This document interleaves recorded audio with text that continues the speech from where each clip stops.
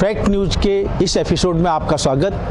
हम बात करेंगे भारत सरकार के विधि, न्याय और तकनीकी मंत्री पीपी चौधरी साहब पाली से सांसद हैं और जोधपुर में वकालत का बहुत समय तक आप राजस्थान हाई कोर्ट और सुप्रीम कोर्ट में पेशा करते रहे हैं। अब पिछले 10 माह में जब मंत्री बने हैं तब से पश्चिमी राजस्थान की सबसे बड़ी समस्या पेयजल, हालांकि जवाई बांध जो है वो जब बारिश आती है तो भरता है लेकिन बहुत जल्द ख़त्म हो जाता है।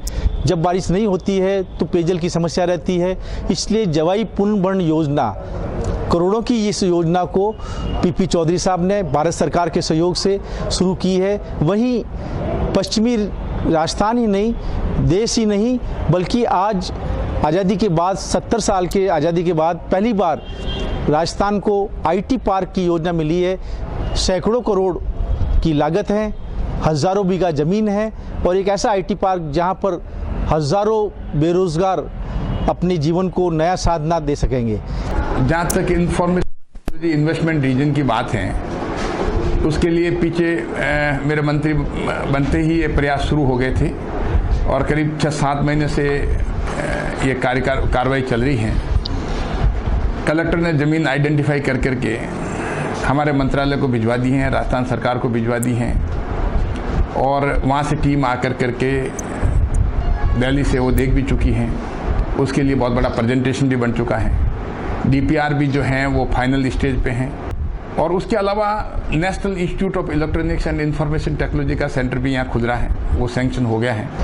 इसी के साथ पीपी चौधरी साहब ने पाली ज़िले के अंदर एक ऐसा काम किया है जो हम आने वाले पीढ़ियों तक याद करेंगे और वो है दिल्ली मुंबई कॉरिडोर पर सारी मुख्य मार्ग वहाँ से जोड़ना, जिससे ये औद्योगिक क्षेत्र का विकास हो सके, आम आदमी को इसका लाभ मिल सके।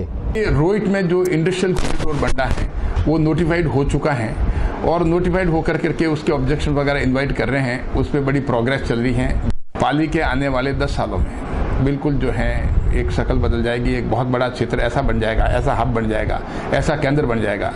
पाली के शिक्षा के क्षेत्र में पीपी चौधरी साहब ने 2 केंद्रीय विद्यालय अपने लोकसभा क्षेत्र में, जो एक जोधपुर जिले के तिवरी और दूसरा पाली, जहां न तो केंद्रीय बहुत बड़े कोई केंद्रीय सरकार के ऑफिस है, न यहाँ पर आर्मी का सेंटर है, न एयरफोर्स का कोई एयरपोर्ट है।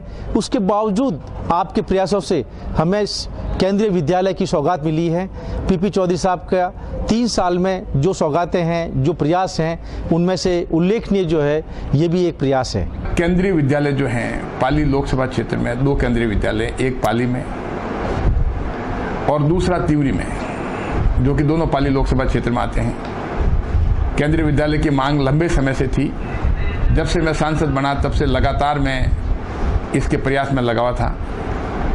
मैं धन्यवाद दूंगा हमारे जावड़ेकर जी को, जो कि हमारे मांग जो है वाजिब मांग को उन्होंने माना और यहाँ केंद्रीय विद्यालय की सौगात दी, जो कि बच्चों की शिक्षा में एक नया कीर्तिमान स्थापित करेगी, ऐसा मेरा विश्वास है। पाली की मुख्य समस्या प्रदूषण के कारण पिछले 7.5 माह से पाली की टेक्सटाइल फैक्ट्रियां बंद हैं, लेकिन कुछ लोग पाली की टेक्सटाइल फैक्ट्री चला करके और बांडी नदी पर बने नेहड़ा बांध के शुद्ध पेयजल को गंदा कर चुके हैं, तेजाबी कर चुके हैं और इसकी शिकायत किसान संघर्ष समिति ने एनजीटी में की है।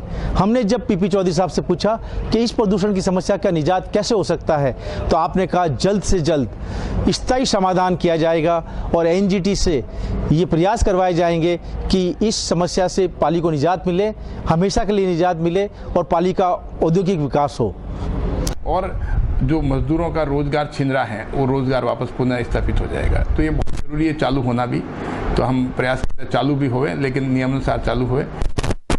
हमारा शुरू से स्टैंड है, इसमें कोई दो राय नहीं। आज बाबा साहब अम्बेडकर की 126वीं जयंती है और इस उपलक्ष्य में पाली के सांसद केंद्र में समाज के गरीब, पिछड़ी बस्तियों में रहने वाले अनुसूचित जाति, जनजाति और अन्य समाज के बच्चों को बैग, इंस्ट्रूमेंट बॉक्स और शिक्षा में प्रोत्साहन के लिए बहुत शिक्षा सामग्री दी गई और इसमें जो प्रयास रहे हैं वो पाली की समाज सेवी संस्थाएं, जिनमें उल्लेखनीय नाम है श्री सोहनलाल बाटी, श्री रमेश कमांडो और समाज सेवी पिछले लंबे समय से इस पाली की सेवा करने वाले श्री विजयराज जी बम, इनके सहयोग से आज सांसद महोदय के हाथों से बहुत सारी शिक्षा सामग्री वितरण की गई। पाली के टाउन हॉल में आज विकलांगों को ट्राईसाइकिल्स समाज कल्याण मानव संसाधन मंत्रालय के सहयोग से बांटी गई। वहीं अंबेडकर जयंती के उपलक्ष्य में एक विशेष आयोजन पासपोर्ट बनवाने के लिए पासपोर्ट कैंप लगवाया गया, जिसके अंदर पाली ज़िले से जिन लोगों ने अप्लाई कर रखा था उनमें से 100 लोगों को यहाँ पर बुला करके आज उनके पासपोर्ट की अधूरी जानकारियाँ, अधूरी जो फॉर्मेलिटीज़ हैं उनको पूरा करके उनको पासपोर्ट वितरण किया जाएगा।